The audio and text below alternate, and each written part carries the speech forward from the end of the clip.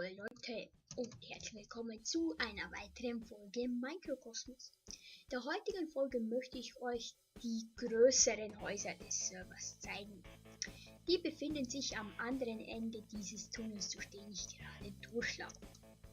Hier auf der linken Seite sehen wir das erste Haus, das hier im Umkreis stand. Das ist ein Sägewerk, soweit ich weiß, das von Panther gebaut wurde. Sieht sehr schön aus mit diesem Wasserzulauf hier und auch diesem Wasserrad. Hier noch ein kleiner Springbrunnen, sehr schön. Das Haus kennt ihr sicher, das habe ich im letzten Video vorgestellt, mein Redstone Bunker. Hier hinten haben wir die Mob Farm mit XP. Dann auf der rechten Seite haben wir das aktuelle Wohnhaus von Panther. Sieht ja sehr schick aus, also Kompliment, die ganzen Sachen zu erfahren. Dann laufen wir weiter. Hier hinter Panthers Haus haben wir das Haus von Kataria Wolf. Der, soweit ich weiß, baut der oft so große Häuser, also ziemlich schick. Seine Villa. Kann man mal machen. Dann gegenüber baut Terranite, ein Kumpel von Kataria Wolf. Hier standen mal zwei Häuser hier und hier, die hat er aber abgerissen, um hier einen Prismarine Tempel zu bauen. Also das Haus sieht schon ziemlich episch aus. Die mal so reingehen, alles aus Prismarine und Quartz. Also der hat lange gefarmt.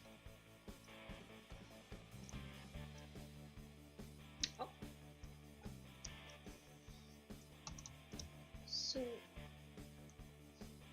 Also hier nochmal Kataria Wolfs Haus.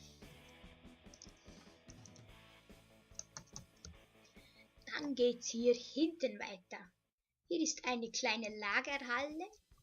Diese gibt's auch als Tutorial bei Tarok. Ich weiß leider nicht, wer sie gebaut hat. Aber es sind nur wenige Sachen drin. Und hier sind Creeper. Ja. Dann haben wir hier drüben die Strandvilla von Davido. Der betreibt ja mit dem TKW zusammen einen YouTube-Channel. Der war schon lange nicht mehr on, was ich mitgekriegt habe. Ist eigentlich sehr schade, denn das Haus sieht eigentlich auch ziemlich cool aus. So, dann hier haben wir die PvP-Arena. Das ist ja TKWs Großprojekt. Tarok hat, glaube ich, auch mitgeholfen, die ganzen Stonebricks zu erfahren. Hier ist das Innere, also wenn man hinuntergeklickt wird, zieht es einem gleich ein paar Herzen ab. Hier sind wieder Hütchen überall. Und hier in der Mitte kann man runtergehen. Also, hier ist eine kleine Wendeltreppe, mit der man hinunterlaufen kann. Da gehe ich jetzt aber nicht runter, das würde wieder sehr viel Zeit brauchen. Ja. So. Dann sind wir auch schon mal am anderen Ende der PvP-Arena. Hier ist der Tarok-Stall, den ich schon mal vorgestellt habe. Ja, jetzt gehen wir wieder in die Stadt. Dort werde ich euch im nächsten Video noch ein paar Sachen zeigen.